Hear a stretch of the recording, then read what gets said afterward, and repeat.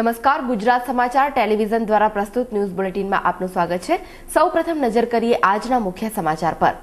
Lokpal bill નહીં તો vote નહીં તેવી કોંગ્રેસને અણ્ણા હજારેની તાકીદ તેમજ સંજીવ ભટ્ટની ધરપકડના મામલે મોદી સરકારની કરી ટીકા। સંજીવ ભટ્ટના રિમાન્ડ અંગેનો ચુકાદો તારીખ 7 ઓક્ટોબર સુધી અનામત। ગુજરાત સરકાર સંજીવ ભટ્ટના પરિવારને સુરક્ષા પૂરી પાડે તેમ જણાવતું ગૃહ મંત્રાલય। અને નવરાત્રીના 8મા નોરતે એટલે કે માતાજીની આઠમે પૂજન અર્ચન અર્થે શહેરના દેવી મંદિરોમાં ઉમટી ભીડ। સમાચાર વિગતવાર। ભ્રષ્ટાચાર વિરુદ્ધ બ્યુગલ ફૂંકનારા ગાંધીવાદી નેતા અણ્ણા હજારેએ પોતાની આગળની રણનીતિનું એલાન કર્યું હતું। પોતાના ગામ રાલેગણ સિદ્ધિમાં સંબોધન કરતા કહ્યું હતું કે તેઓ દશેરા બાદ દેશભરમાં મુલાકાત કરશે। ચૂંટણી દરમિયાન જ્યાં ચૂંટણી છે ત્યાં પહેલા મુલાકાત કરશે। વધુમાં તેમણે કહ્યું હતું કે તેઓ યુપીમાં અનેક જગ્યાએ સભા કરશે। જો શિયાળુ સત્રમાં જનલોકપાલ બિલ નહીં લાવવામાં આવે તો કોંગ્રેસને મત નહીં આપવાની અપીલ કરશે। આ સાથે અણ્ણાએ પોતાના સંઘ સાથે કે બીજેપી સાથે કોઈ સંબંધ નહીં હોવાની સ્પષ્ટતા કરતા જણાવ્યું હતું કે કોંગ્રેસ સિવાય પણ અન્ય પાર્ટીના ઉમેદવારોની ચાલ ચલગત અને ચરિત્ર જોઈને જ મત આપો। जनलोकपाल के लिए हम लोग जो ये कई महीनों से आंदोलन शुरू किया है कि कांग्रेस ने अगर ये शीतकालीन अधिवेशन में बिल नहीं लाया तो ये पांचों राज्यों के जनता को कहेंगे कि ऐसे सरकार को ऐसे पार्टी को वोटिंग मत करो। तो बीजी तरफ लोकपाल मुद्दे कांग्रेस विरुद्ध प्रचार करवानी अण्ણા હજારે દ્વારા આપવામાં આવેલી ચેતવણી વચ્ચે કાયદા મંત્રી સલમાન ખુરશીદે જણાવ્યું હતું કે સરકાર સંસદના શિયાળુ સત્રમાં લોકપાલ બિલ લાવશે। हम चाहेंगे कि विपक्ष इसमें हमको सहयोग दे। ये बिल हमारा नहीं है, देश के लिए है और इसमें विपक्ष हमको सहयोग दे। विपक्ष के कोई उसमें जो भी प्रस्ताव हैं या उसमें सुझाव हैं वो स्टैंडिंग कमेटी के सामने आने चाहिए। उनके भी वहाँ पे सदस्यगण हैं और उम्मीद ये है कि स्टैंडिंग कमेटी से जो भी हम हमारे सामने अगले सत्र के लिए जो भी प्रस्ताव बन के आएंगे उन पर हम सभी आम सहमति से हम उस पर अपनी मोहर लगाएंगे। का जो ये स्टेटमेंट है ये बिल्कुल पॉलिटिकल स्टेटमेंट है। अगर वो कहते हैं कि कांग्रेस पार्टी की मुखालफत करेंगे यूपी के चुनाव के अंदर, हिसार के अंदर, यही राजनीति है और क्या राजनीति। આજે સેશન્સ કોર્ટમાં ગુજરાત સરકાર દ્વારા ધરપકડ કરાયેલા આઈપીએસ અધિકારી સંજીવ ભટ્ટની રિમાન્ડની રિવિઝન અંગેનો ચુકાદો તારીખ 7મી ઓક્ટોબર સુધી મુલતવી રાખવામાં આવ્યો છે। રાજ્ય સરકારે ગઈકાલે સેશન્સ કોર્ટમાં મેજિસ્ટ્રેટ સંજીવ ભટ્ટના રિમાન્ડ નહીં આપવાના ચુકાદાને પડકાર્યો હતો। ઉલ્લેખનીય છે કે અગાઉ રાજ્ય સરકારે સંજીવ ભટ્ટના 7 દિવસ માટેના રિમાન્ડ માંગ્યા હતા જેને કોર્ટે નામંજૂર કર્યા હતા। આજે સેશન્સ જજ G.N. પટેલ બંને પક્ષોની દલીલ સાંભળ્યા બાદ પોતાનો ચુકાદો અનામત રાખ્યો હતો। स्टेट ने एक रिवीजन एप्लीकेशन फाइल किया है रिमांड लेने के लिए, तो उसका हियरिंग था और उस हियरिंग में मेनली हमने आर्ग्यू किया मेंटेनेबिलिटी पे कि ये एप्लीकेशन मेंटेनेबल ही नहीं है, तो उसका जजमेंट रिजर्व किया 7th को। और एक सजेशन आया कोर्ट की तरफ से कि अगर 2-3 घंटे का रिमांड हो जाता है तो एक रास्ता निकल जाएगा। तो उस पर संजीव भट्ट जी आज कोर्ट में हाजिर थे। उन्होंने ये साफ तौर से कहा कि मेरे को कोई जो है बीच का रास्ता नहीं चाहिए, मैं जो है जेल में रहने को तैयार हूँ। मेरे को जो भी इस कंट्री का जो कानून है उस हिसाब से जो ऑर्डर आपसे होता है आप ऑर्डर करिए और मैं जो है उसको एक्सेप्ट करूँगा और रूल ऑफ लॉ जो है वो प्रिवेल होना चाहिए। જ્યારે પોલીસ કોન્સ્ટેબલ કરણસિંહ પંથે ફરિયાદ બાબતે જણાવ્યું હતું કે मेरे से साथ जो छल कपट हुआ था इसके मैंने FIR की है और मेरे पे कोई दबाव नहीं है। नहीं जी, मेरे साथ जो बनाव बना था, मेरे साथ जो घटना घटी थी उसका मैंने फरियाद किया है। मैं फरियादी हूँ और मेरी फरियाद पे एक्शन लिया जा रहा है। मेरे पे कोई दबाव नहीं है। ગુજરાતના મુખ્યપ્રધાન નરેન્દ્ર મોદીની ટીકા કરતા જાણીતા સમાજસેવક અને ગાંધીવાદી અણ્ણા હજારે આજે જણાવ્યું હતું કે આઈપીએસ સંજીવ ભટ્ટની ધરપકડ કરાવીને મોદી સરકારે યોગ્ય નથી કર્યું। ભ્રષ્ટાચાર અંગેના પોતાના દેશવ્યાપી આંદોલન અંગેની જાહેરાત દરમિયાન અણ્ણા હજારે આ વાત કરી હતી। અણ્ણાએ વધુમાં ઉમેર્યું હતું કે આઈપીએસ સંજીવ ભટ્ટને પોતાની વાત રજૂ કરવાનો અધિકાર છે, જ્યારે આ અંગે સુપ્રીમ કોર્ટમાં એફિડેવિટ કરવામાં આવી છે અને આ અંગે ન્યાયિક પ્રક્રિયા ચાલી રહી છે। ત્યારે મોદીએ ભટ્ટની ધરપકડ કરીને ખોટું કર્યું છે। તેમણે સંજીવ ભટ્ટને જેલમાં નાખવાનો કોઈ અધિકાર નથી। લોકશાહીમાં મોદીનું આ પગલું યોગ્ય નથી। Excellent feel, great fall. Ideal finish. Fine suitings from Dick Jam. It's who you are. Gujarat રાજ્ય સરકાર સામે એલાને જંગ પોકારતા સસ્પેન્ડ આઈપીએસ અધિકારી સંજીવ ભટ્ટના કેસમાં હવે કેન્દ્રીય ગૃહ મંત્રાલયે આ મામલે પત્ર લખીને ગુજરાત સરકારને જણાવ્યું હતું કે સંજીવ ભટ્ટના પરિવારને સુરક્ષા પૂરી પાડે. સૂત્રોના જણાવ્યા અનુસાર ગૃહ મંત્રાલય સંજીવ ભટ્ટના પરિવારને મળીને ધમકીઓને અલગથી સ્વતંત્ર રૂપે તપાસ કરાવશે. નોંધનીય છે કે સોમવારે સંજીવ ભટ્ટની પત્ની શ્વેતાએ ગૃહ મંત્રાલયને પત્ર લખીને સુરક્ષાની માંગ કરી હતી. આજે બીજા દિવસે પણ પ્રજ્ઞાચક્ષુ દ્વારા ટાઉન હોલ ખાતે રાજ્ય સરકાર સામે ઉપવાસ ચાલુ રાખવામાં આવ્યા હતા. તેમની વિવિધ માંગોને લઈને તેમની સાથે અન્યાય થઈ રહ્યો છે. ખાસ કરીને તેમને નોકરી અંગે, ભરણ પોષણ તથા પેન્શન અંગે રાજ્ય સરકાર ઓરમાયાપણું દાખવી રહી છે. જ્યારે આજે કોંગ્રેસના નેતા શંકરસિંહ વાઘેલા આ ધરણા કાર્યક્રમમાં આવીને પ્રજ્ઞાચક્ષુઓને સહયોગ કર્યો હતો અને જણાવ્યું હતું કે તેમની સરકાર આવશે ત્યારે તેઓ આ બધા પ્રશ્નોને હલ કરશે. વિકલાંગ ભાઈ બહેનો પ્રજ્ઞાચક્ષુઓ છેલ્લા 3 દિવસથી ફૂટપાથ ઉપર અમે જેમ ગાંધીજી આશ્રમ સામે ફૂટપાથ પર ઉપવાસ કરેલા એમ ઉપવાસ ઉપર છે.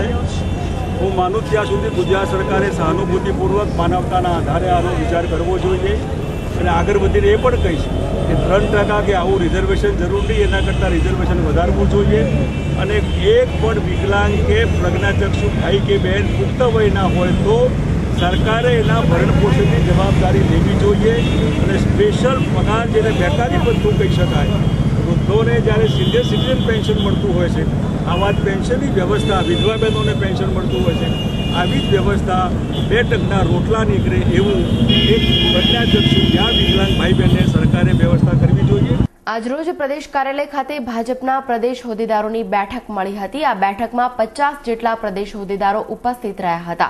મુખ્યપ્રધાન નરેન્દ્ર મોદીની સરકારને તારીખ 7 ઓક્ટોબર 2011ના રોજ 10 વર્ષ પૂર્ણ થતા હોવાથી ઉજવણીના કાર્યક્રમોની બેઠકમાં ચર્ચા કરવામાં આવી હતી. આ ઉપરાંત આગામી ચૂંટણીને લઈને વિકાસનો મુદ્દો મુખ્ય રહેશે. વિશેષમાં 2 દિવસ સુધી આવનાર જનચેતના યાત્રાનું સ્વાગત તથા ખાદીને પ્રોત્સાહન આપવામાં આવશે તેવા મુદ્દાઓ પર ચર્ચા વિચારણા કરવામાં આવી હતી. તેમજ પક્ષ તારીખ 27 ઓક્ટોબરથી તારીખ 10મી નવેમ્બર સુધી જિલ્લા કક્ષાએ સંમેલનો યોજશે. 7 ઓક્ટોબરે માનનીય મુખ્યમંત્રી નરેન્દ્રભાઈ મોદીના શાસનના 10 વર્ષ પૂર્ણ થઈ રહ્યા છે.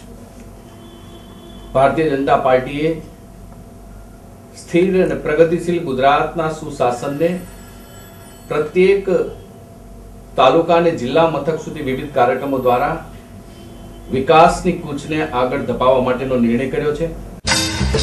The art of enchantment. Designs that intrigue. Fine suitings from Dick Jam. It's who you are. હજુ તો પેટ્રોલના ભાવમાં વધારો થતા પ્રજાને કળ વળી નથી, ત્યાં ફરી ડીઝલની છૂટક કિંમતમાં વધારો થાય તેવી શક્યતા છે. ક્રૂડ ઓઇલના વધતા ભાવના કારણે સરકારી તેલ કંપનીઓને રાહત આપવા માટે કેન્દ્ર સરકાર ડીઝલની કિંમતમાં લીટર દીઠ ₹2નો વધારો કરવા અંગે વિચાર કરી રહી છે. સૂત્રોના જણાવ્યા અનુસાર પેટ્રોલિયમ અને પ્રાકૃતિક ગેસ મંત્રી જયપાલ રેડ્ડી નાણામંત્રી પ્રણવ મુખર્જીને મળીને પ્રસ્તાવ મૂકશે. આમ હાલમાં ડીઝલ અને તેલ કંપનીઓને નુકસાન ₹6.5થી વધીને પ્રતિ લીટર દીઠ ₹6.90 થઈ ગયું છે. આજે આસો નવરાત્રીનું 8મું નોરતું છે. આજના શુભ દિનને લઈને શહેરના દેવી મંદિરોમાં માતાજીના વિશિષ્ટ પૂજન અર્ચનનું આયોજન કરવામાં આવ્યું હતું. આ 8મ મંગળવારે આવતા અનોખો સંયોગ થતા મંગલાષ્ટમીનો યોગ થયો હતો. આજે માની ભક્તિથી સર્વ દુઃખોનો નાશ થાય છે. માતાજીની આ 8મ નિમિત્તે નગર દેવી ગણાતા ભદ્રકાળી માતાના મંદિરે શહેરીજનોનું ઘોડાપૂર ઉમટ્યું હોય તેવી ભીડ જોવા મળી હતી. માતાજીના દર્શન માટે શહેરીજનો કલાકો સુધી લાઈનોમાં ઉભા રહ્યા હતા. મહાકાળી માને ફૂલ પ્રસાદને નૈવેદ્ય ધરાવવામાં આવ્યા હતા. મંદિર દ્વારા રાત્રિના 12 વાગે માતાજીના હવનનું આયોજન કરવામાં આવ્યું છે. રાસ ગરબા અને ડિસ્કો દાંડિયાની ધૂમ વચ્ચે આજે પણ પરંપરાગત પ્રાચીન ગરબીનું અસ્તિત્વ જળવાઈ રહ્યું છે. પોરબંદરમાં દિવેચા કોળી સમાજ દ્વારા લીમડા ચોક ખાતે આવેલ ભદ્રકાળી માતાજીના પરિસરમાં આ ગરબી રમવામાં આવે છે, જ્યાં માત્ર ભાઈઓ જ ગરબી રમે છે. તેમજ માઇકનો ઉપયોગ ન કરાતા પ્રદૂષણ મુક્ત ગરબી રમાય છે અને આ ગરબી રમનાર પુરુષો માથે ભરત ભરેલી ભાતીગળ ટોપી ફરજિયાત પહેરે છે તેવી સૌરાષ્ટ્રભરની અને વિશિષ્ટ પ્રકારની ગરબી છે. આ ઉપરાંત ત્યાં રાગમાં કે ડિસ્કો ધૂનમાં ફાવે તેવા ગીતો ગવાતા નથી, પરંતુ મોંથી ગરબી ગાવામાં આવે છે. અહીં ભદ્રકાળી માતાજીના મંદિરની ગરબીમાં સ્ત્રીઓને ગરબા ગાવાની અને લેવાની મનાઈ છે.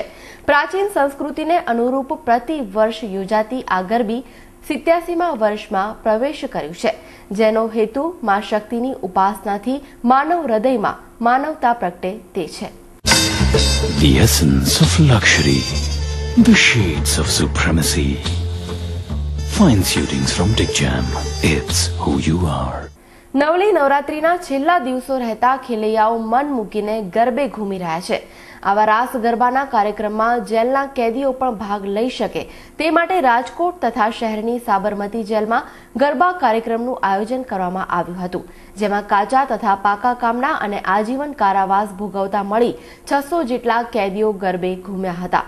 ઘર પરિવારથી દૂર રહેવાના પોતાના દુઃખ અને સજા ભૂલાવી એક સાથે ગરબા રમવાની મજા લીધી હતી. જેલની 4 દિવાલોમાં કેદીઓ તહેવારની ઉજવણીથી વંચિત ન રહે તે માટે આ આયોજન કરવામાં આવ્યું હતું. તો બીજી તરફ વેરાવળમાં રમાતા ધમાલ નૃત્યએ ખાસ આકર્ષણ જમાવ્યું હતું. સીડીઓના આ ધમાલ નૃત્યમાં નૃત્ય સાથે જીવ સટોસટીની કરતબોએ લોકોને મંત્રમુગ્ધ કરી દીધા હતા. સામાન્યતઃ નવરાત્રી એ હિન્દુઓનો પર્વ છે, પરંતુ અહીં મુસ્લિમ ભાઈઓ દ્વારા માની ભક્તિ કરતા આ નૃત્ય થકી કોમી એકતાનું ઉદાહરણ પૂરું પાડ્યું હતું. તો બીજી તરફ નવરાત્રીના 8મના પાવન દિન નિમિત્તે પાદરા તાલુકાના સુપ્રસિદ્ધ રણ ગામના તુલજા ભવાની મંદિર ખાતે ભક્તોએ મંગળા આરતી ગાઈને દર્શન કર્યા હતા. વડોદરા ખાતે આવેલા સુપ્રસિદ્ધ રાજમહેલ રોડ ખાતે પૌરાણિક રીતે દાંડિયા રાસનું આયોજન કરવામાં આવ્યું હતું, જેમાં નાના બાળકો સાથે મોટેરાઓએ ભેગા મળીને દાંડિયા રાસ રમ્યા હતા. આજના યુવાઓ ભક્તિ સાથે ફેશનનો અનોખો સમન્વય કરતા હોય છે. હાલ ચાલી રહેલ નવરાત્રીમાં ફેશન પ્રિય યુવાનો નવી હેરસ્ટાઇલ સાથે ભક્તિ દર્શાવી છે. શહેરના ખાડિયા વિસ્તારમાં આવેલ હેર સલૂનમાં એક ગ્રાહકે પોતાના માથામાં નવદુર્ગા લખાવી વાળ કપાવ્યા છે. આ માઈ ભક્તે માની પ્રાર્થના સાથે કંઈક અલગ કરવાના હેતુસર આ કાર્ય કર્યું હતું. શહેરમાં મોંઘવારીને લઈને તહેવારોમાં ઉત્સાહ ઓછો જોવા મળે છે. ખાસ કરીને નવરાત્રીમાં 9 દિવસ ગરબે ઘૂમ્યા બાદ દશેરાના દિવસે ફાફડા જલેબી ખાવાનો રિવાજ છે. હાલમાં ફાફડા જલેબીમાં પ્રતિ કિલો ₹20નો વધારો થતા લોકોને ફાફડા ₹220 કિલો તથા જલેબી ₹200 અને શુદ્ધ ઘીની જલેબી ₹360 પ્રતિ કિલો મળશે. તેમજ લોકો ચોળાફળી પણ ખાતા હોય છે.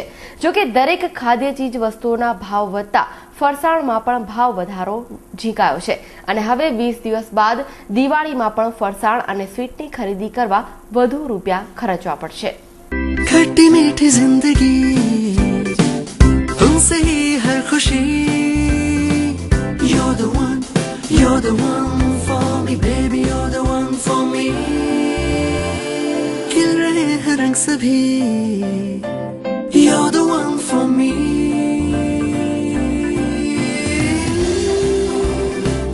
You're the one Amul ice cream bars खट्टी मीठी जिंदगी का हर फ्लेवर વડોદરા શહેરના બરાનપુરા વિસ્તારના વેંઢોળો આજે નવી ધરતી રાણાવાસ ખાતે 8મ નિમિત્તે નૈવેદ્ય ધરાવવા ઈચ્છતા ભક્તોની પાસેથી ભેટ લેવા નીકળ્યા હતા.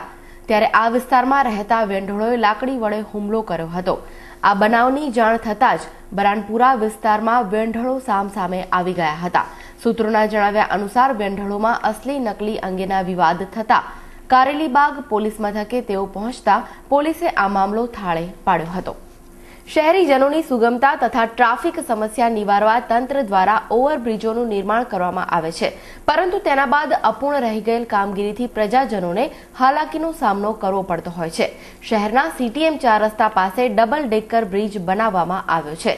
એક શહેર તરફ અને અન્ય એક્સપ્રેસ હાઈવે તરફ જતો આ બ્રિજ ટ્રાફિક સમસ્યા હળવી કરે છે, પરંતુ તેની નીચેનો સર્વિસ રોડ બદતર હાલતમાં છે. છેલ્લા કેટલાક મહિનાથી આ સર્વિસ રોડ બનાવવા રોડની સાઈડો પર ખોદકામ કરવામાં આવેલું છે, પરંતુ મંદ ગતિએ ચાલી રહેલ કાર્ય અને ઉબડ ખાબડ રસ્તાના કારણે વાહન ચાલકોને મુશ્કેલીનો સામનો કરવો પડી રહ્યો છે.